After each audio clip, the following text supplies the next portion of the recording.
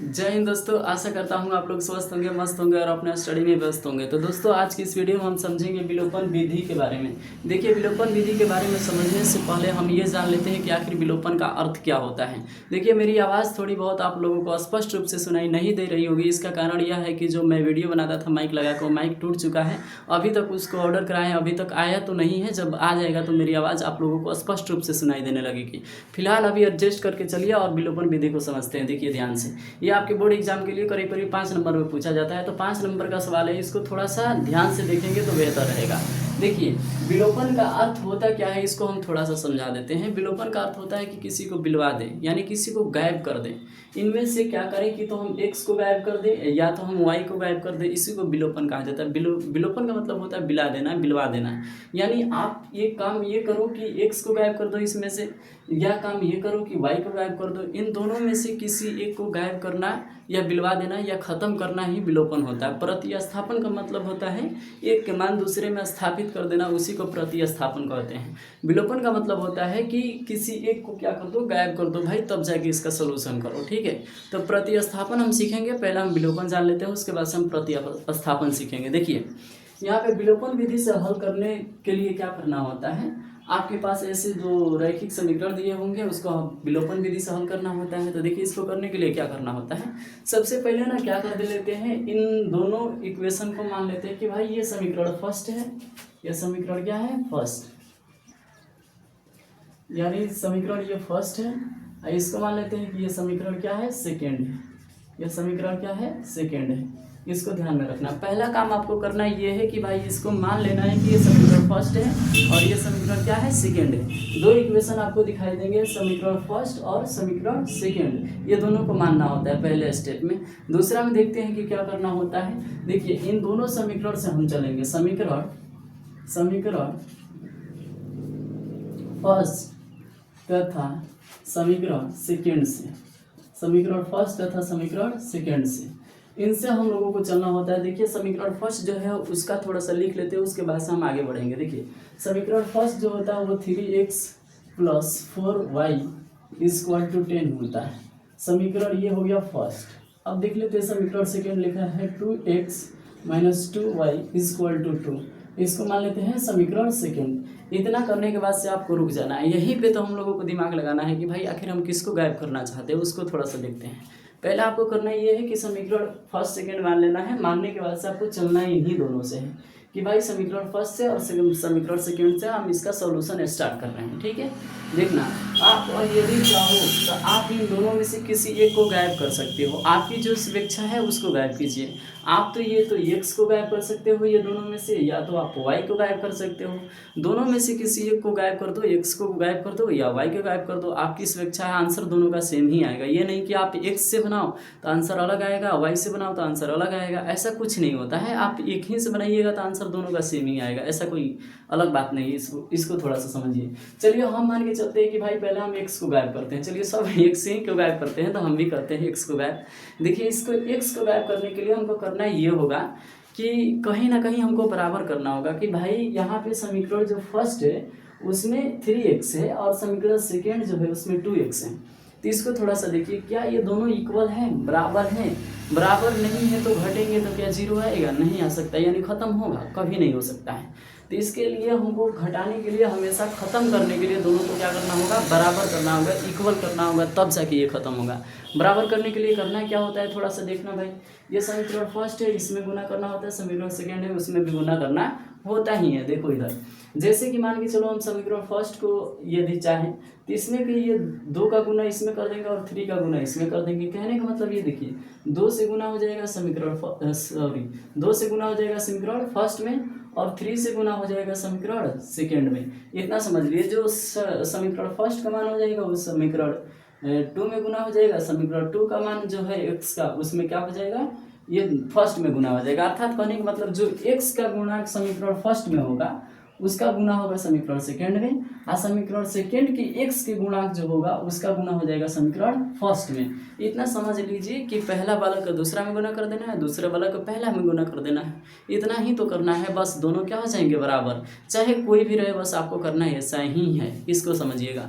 अगर आप यहाँ से y को बराबर करना चाहते थे तो आप क्या करते, 2 से गुना कर देते समीकरण 1 में और 4 से गुना कर देते समीकरण 2 में। दोनों बात एक ही होता है, हम करके दिखाएंगे, बस आप देखते रहिए वीडियो को। अब देखना करना क्या होता है, थोड़ा सा इसको हम मिटा दें। करना क्या होता है, इसको गुना करो भाई। ये समीकरण फर्स्ट में ना आप तीनों से गुना करो, ये 2 जो है ना इन तीनों में गुना होगा। ये नहीं कि किसी एक में केवल x में गुना करके छोड़ देते, ऐसा एकदम गलत हो जाएगा। इन तीनों में गुना करना होता है, क्योंकि समीकरण हम फर्स्ट जो माने ये सबको माने हैं, किसी एक को नहीं माने, इस बात को ध्यान में रखिएगा। तो यहाँ पे क्या करेंगे, 3 दूना 6x हो जाएगा, यहाँ पे प्लस है तो प्लस, 4 दूना के 8x हो जाएगा, बराबर है तो बराबर, और 10 दूनी के 20 हो जाएगा। बच्चे क्या करते हैं, केवल x में ही गुना कर देते हैं, ऐसा करने से क्या हो जाती है, चीज़ें गलत हो जाती है। इसको थोड़ा सा लिखिएगा। यहाँ पे देखना है, हम समीकरण फर्स्ट को ये पूरा को माने हैं, तब जाके हमने पूरा में गुना करा है, आपको भी करना यही है, ठीक है। अब देखना है यहाँ पे क्या होगा, इसको क्या करेंगे, समीकरण सेकेंड जो है उसमें भी 3 से गुना करेंगे पूरा में, ये नहीं कि केवल x में कर देंगे, ये तो गलत हो जाएगा सारा सर। यहाँ पे देखना 3 दूनी के क्या हो जाएगा 6x, माइनस है तो माइनस, 3 दूनी की कितना हो जाएगा 6y, और बराबर 3 दूनी की कितना हो जाएगा 6। अब करना क्या होता है, यहाँ से थोड़ा सा देखना, बहुत लोग तामझाम लिखाते रहते हैं, ये फलाना लिखाना लिस्ट है, कुछ भी लिखने से कोई फायदा नहीं है। कॉन्सेप्ट को समझिए, कॉन्सेप्ट क्या कहता है उसको समझ गए तो अपने मन से परिभाषा को लिख सकते हो, कोई दिक्कत नहीं है। देखिए कॉन्सेप्ट यहाँ से करना क्या होता है, यहाँ से आप क्या कीजिए, घटा दीजिए, यहाँ से क्या कर दीजिए, घटा दीजिए। अब जब 2 इक्वेशंस को एक बार घटाया जाता है ना, तो क्या कर दिया जाता है, चिन्ह को विपरीत करना होता है, अर्थात अपोजिट करना होता है। अपोजिट मतलब उल्टा, जैसे पैर धके सर नीचे कर दो, उसका उल्टा हो जाता है। चिन्ह देखिए यहाँ पे, ये नहीं कि ऊपर वाले जो इक्वेशंस है उसका हम चिन्ह बदलेंगे, ऐसा तो सरासर गलत ही होगा। आपके जो नीचे वाले इक्वेशंस जो मिलते हैं उसका आपको चिन्ह बदलना होता है। देखिए ये इक्वेशंस है, इसका आगे यदि देखा जाए तो प्लस है तो इसका उल्टा हो जाएगा माइनस, ये माइनस है तो इसका उल्टा हो जाएगा प्लस, यहाँ पे कुछ भी नहीं है तो प्लस है तो प्लस का उल्टा क्या हो जाएगा माइनस। तो यही कहने का मतलब, घटाने का मतलब यही होता है, घटाने पर अर्थात समीकरण फर्स्ट में से समीकरण सेकेंड को क्या करने पर, घटाने पर, यही करिए हम, ठीक है। आप चाहे तो यहाँ पे थर्ड फोर्थ मान सकते हैं, तो उतना लंबा हो जाएगा भाई, कंसेप्ट समझे यहाँ पे, ठीक है। रामायण महाभारत पढ़ने से कोई फायदा नहीं है, सीधा समझो कि रावण का वध किसने किया, बात करते हैं। अब देख लो यहाँ पे क्या हो जाएगा, घटाने पर क्या करेंगे, हम चिन्ह को अपोजिट करेंगे। किसका अपोजिट करेंगे भाई, जो नीचे रहेगा उसका ही अपोजिट करेंगे। तो जो नीचे इक्वेशन है उसका हम अपोजिट किए हैं। अब जो ये इक्वेशन चलेगा ना, इस चिन्ह के अकॉर्डिंग चलेगा, ये नहीं कि इस चिन्ह के अकॉर्डिंग चलेगा भाई, इस बात को ध्यान में रखना है। इस चिन्ह के अकॉर्डिंग तो ये वाला चलेगा ही, लेकिन इस चिन्ह के अकॉर्डिंग ये नहीं चलेगा, क्योंकि हम बदल दिए, इसको घटा दिए हैं। अब देखना भाई, 6 रुपये तुम्हारे पास माइनस में, 6 रुपये तुम्हारे पास प्लस में, ये दोनों को दोनों साफ खत्म, ले दे के बराबर। अब देखना यहाँ पे इस चिन्ह के अकॉर्डिंग तो ये चलेगा नहीं, यहाँ पे प्लस में 6y है, यहाँ पे प्लस में 8y है, दोनों को जोड़ा जाए तो क्या हो जाएगा 14y। अरे 14y होगा, यहाँ पे रखो, अब फिर है तो बराबर है तो बराबर। यहाँ पे देखना प्लस में 20 है, माइनस में 6 है, प्लस में 20 है, माइनस में क्या है 6। तो अब क्या कर देते हैं, 20 में से 6 को हटा देते हैं, तो कितना बचेगा बाबू, 14 बचेगा। कितना बचेगा 14। अब देखना एक काम करना ये होता है कि ये 14 जो है इसके बीच में गुना में, तो 14 से आप इधर करोगे ना तो ये बटा में चल जाएगा, 14 बटा कितना हो जाएगा 14, कटेगा तो 1 बचेगा, अर्थात आपको y का जो मान मिल गया 1 मिल गया। आप चाहते ना तो यहीं से काट सकते थे, यहीं से काट सकते थे, 14 कम 14, लेकिन क्या करें, बबुआ के जैसा आपको समझाना जो पड़ता है भाई। मैथ में आप इतने कमज़ोर हो, हमारा चैनल को फॉलो करो, हम आपका मैथ मजबूत कर देंगे, बस इतना ध्यान में रखिएगा।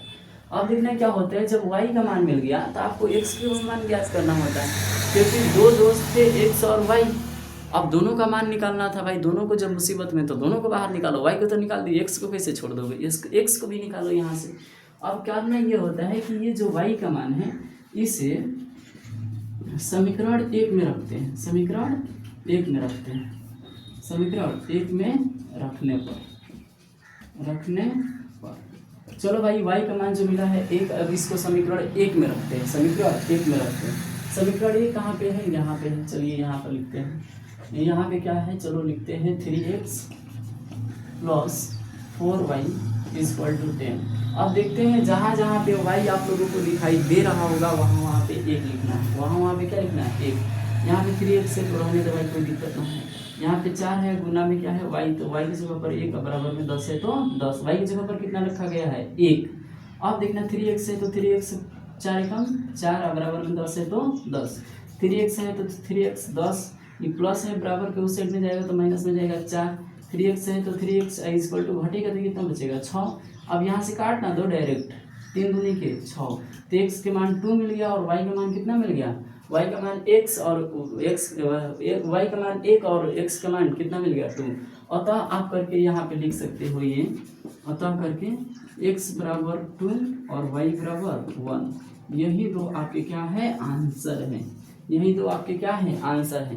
तो यही होता है रैखिक समीकरण को विलोपन विधि से हल करना होता है, इस बात को समझिएगा। आप यहाँ पे ये नहीं कि मास्टर समीकरण 1 में रखा है तो आप 1 ही में रखिएगा, ऐसा नहीं कर सकते हैं। आपकी स्वेच्छा जो है, आप चाहते हैं कि समीकरण 2 में रख के निकालें तो भी मान वही आएगा, इस बात को ध्यान में रखिएगा। यदि इस y1 का मान यदि समीकरण हम 2 में भी रखते हैं तो उसका मान वही आएगा जो हमने बताया है। यहाँ पे y का मान 1 ही आएगा और x का मान 2 ही आएगा। आप रख के देख लेना, ट्राई करके देख लेना।